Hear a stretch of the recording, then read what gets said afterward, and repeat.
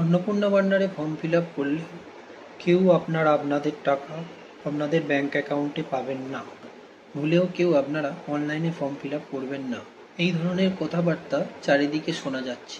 কারণ অনলাইনে form fill up করার সময় কোনো রকম ব্যাংক ডিটেলস নেওয়া হচ্ছে না, বা ফর্ম ফিল আপের সময় ব্যাংক ডিটেলস দেওয়ার মতোরও কোনো অপশান দেখাচ্ছে না। তাহলে সরকার সেই ৩,০০০ টাকা আমাদের কোথায় পাঠাবে? এই ধরনের বিভিন্ন প্রশ্ন উঠে আসছে বিভিন্ন জায়গা থেকে।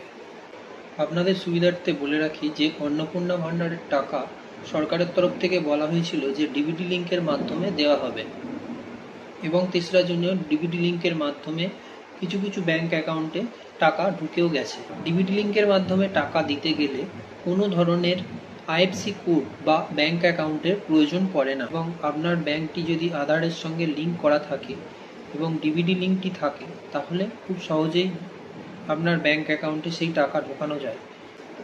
ভারত সরকারের অনেক এমন প্রকল্প আছে যেগুলি ফর্ম ফিল আপের সময় কোনো ধরনের ব্যাংক ডিটেলস নেওয়া হয়নি, শুধু আধার নাম্বারটা নেওয়া হয়েছিল, যেটি ব্যাংকের সাথে ডিবিটি লিঙ্ক করা ছিল। এরকম অনেক প্রকল্প আছে যেগুলির মাধ্যমে অনেকবার তারা টাকা পেয়েছে। যেমন তার মধ্যে রয়েছে পিএম কিষাণ প্রকল্পটি, যেটি কৃষকেরা টাকা পান, বছরে 3বার করে তারা টাকা পেয়ে থাকেন। সেই ফর্মটি ফিল আপ করার সময়ও কোনো ধরনের ব্যাংক অ্যাকাউন্ট নেওয়া হয়নি। আমি আপনাদের বলে রাখি, কোনো ধরনের চিন্তা করার কোনো ব্যাপার নেই। আপনার আধার নম্বরটি যদি ডিবিটি লিঙ্ক করা থাকে, তাহলে সরকারের তরফ থেকে আপনার অ্যাকাউন্টে ৩,০০০ টাকা ঢুকে যাবে। আপনি অনলাইনে আবেদন করতেই পারেন। আপনি যদি যোগ্য হন, সরকারের তরফ থেকে মনে করা হয় তাহলে আপনি অন্নপূর্ণা ভান্ডারের টাকা পেয়ে যাবেন।